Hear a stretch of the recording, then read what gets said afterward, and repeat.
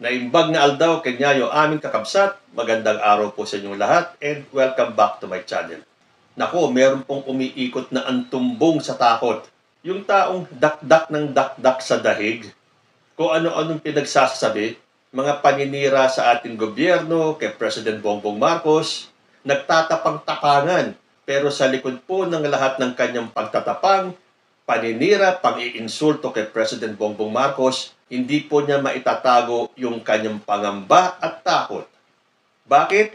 Dahil ayon po dito sa balita, Angeles, Pampanga RTC Branch 118 orders issuance of arrest warrants against former presidential spokesperson Attorney Harry Roque, Cassandra Ong, and 48 others for charges of qualified human trafficking stemming from the Lucky South 99 scam hub in Porac, Pampanga. Naku, mabigat-bigat yung kasong yun ha. Human trafficking or qualified human trafficking.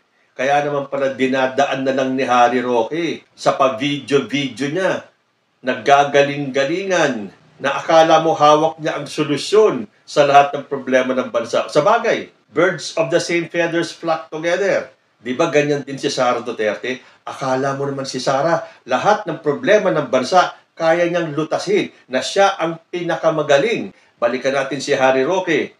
So, naglabas na ng warrant of arrest. Ano naman kaya ang reaction dito ni Harry Roque? Statement of Attorney Harry Roque on the warrant of arrest, May 15, 2025. The issuance of a warrant of arrest forms part of the unjust prosecution, which I will include to my application for asylum in the Netherlands as a victim of political persecution owing to my loyalty to the Dutertes. I will seek all available legal remedies to secure my life and liberty which are currently under threat. I reiterate, this is not flight as evidence of guilt, but the exercise of a human right to asylum. Nako, Harry Roque, kahit na ano pang sabihin mo, lumabas na ang warrant of arrest mo. Harapin mo yan, umuwi ka rito, tigil-tigilan mo muna yung kakadakdak mo kasi nagmumukha ka ng kaumay-umay. Pare-pareho kayo dyan sa kampo ninyo. Nakakaumay na kayo. Ayaw niyong tigilan ang paninira sa ating gobyerno.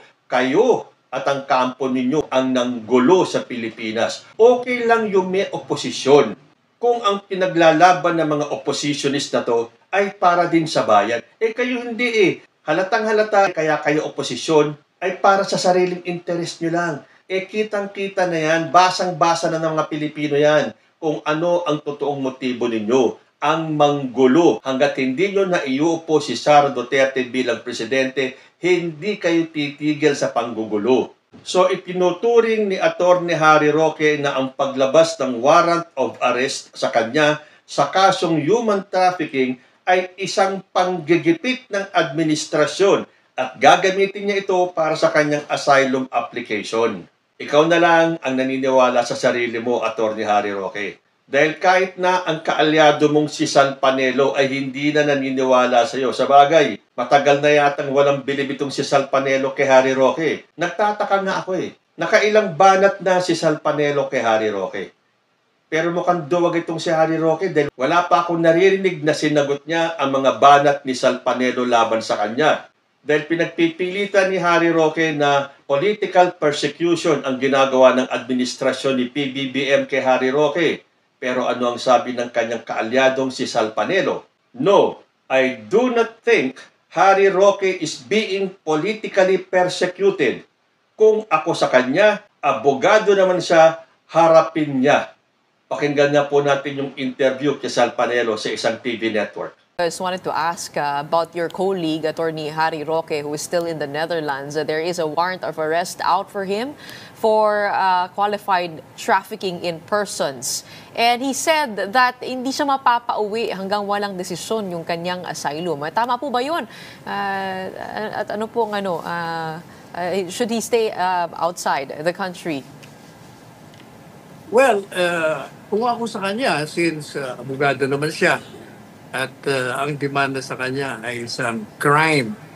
Bumalik na lang siya at harapin niya kung totoo ang sinasabi niya na wala siyang kinalaman. Then, madaling mapatunayan yan. Kasi, in the first place, the burden rests on the prosecution. Kung hindi mapatunayan ng prosecution, sorry na lang. Hindi siya ma-convict. I think ang problema niya, it's a heinous crime.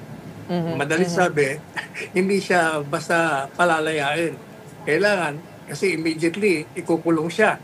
And he has to file a petition for bail. Pwede naman Pwede file agad siya ng petition for bail.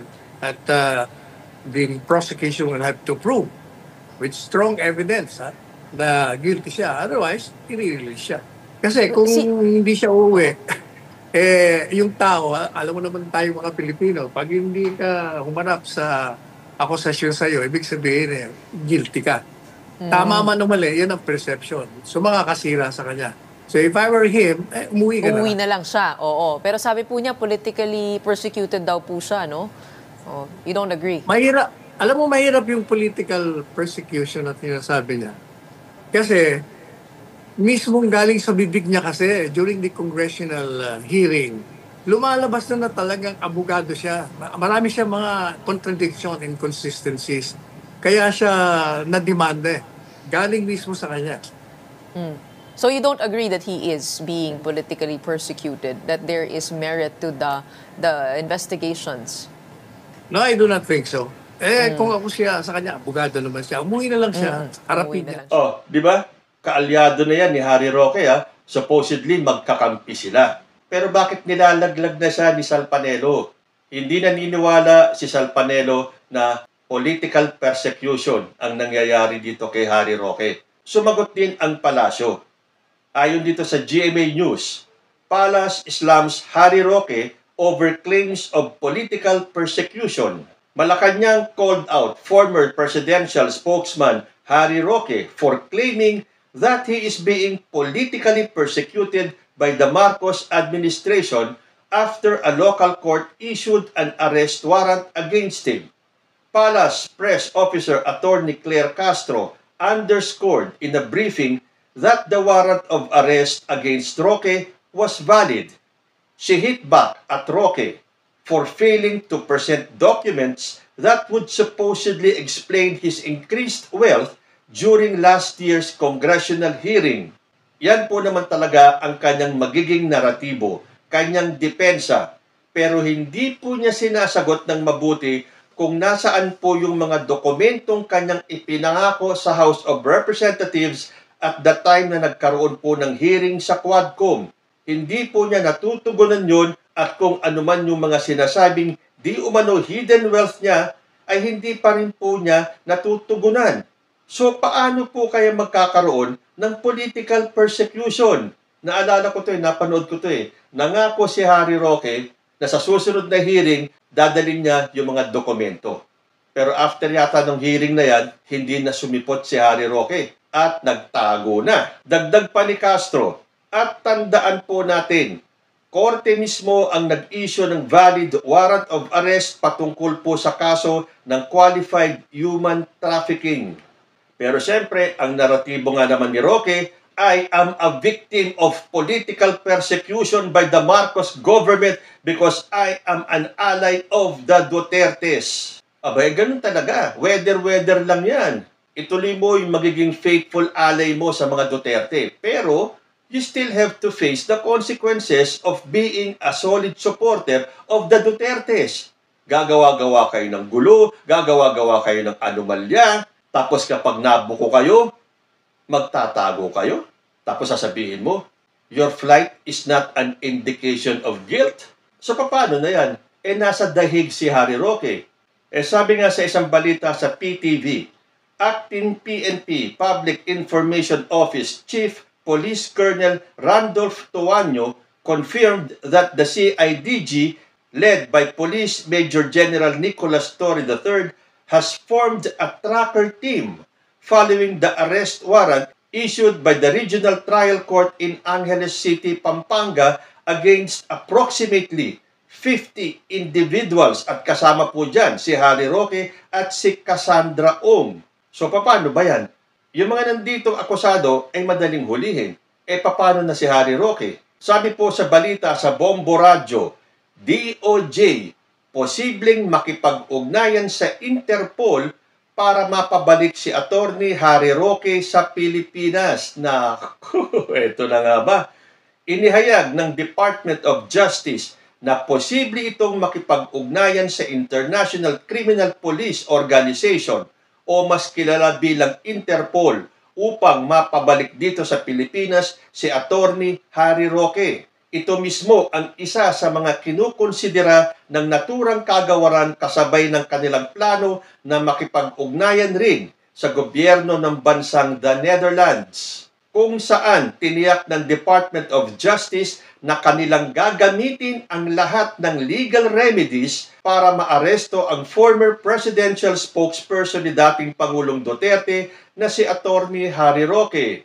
Ayon kay Justice Assistant Secretary at Spokesperson Nico Clavano, plano rin ang nilang sumulat sa gobyerno ng bansang The Netherlands upang ipagbigay alam ang kasong kinakaharap ng abogadong si Harry Roque. Sa pakikipanayam pa sa kanya, dito ipinaliwanag ng naturang tagapagsalita na maaaring idaan ang pagsisilbi ng warrant of arrest sa pamamagitan ng Interpol. Ani pa niya ay walang special treatment na gagawin ang Department of Justice at ituturing ito kagaya ng ibang mga kaso.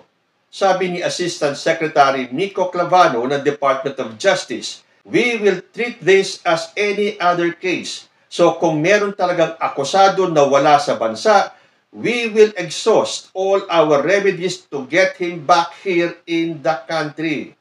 Si Attorney Harry Roque, dating presidential spokesperson ni former President Duterte, kasama si Cassandra Leong at siyang pang-iba ay nahaharap sa kasong may kinalaman sa qualified human trafficking, kung saan sangkot umano sila sa natuklasang illegal operasyon ng Philippine Offshore Gaming Operator Hub na Lucky South 99 sa Porac, Pampanga.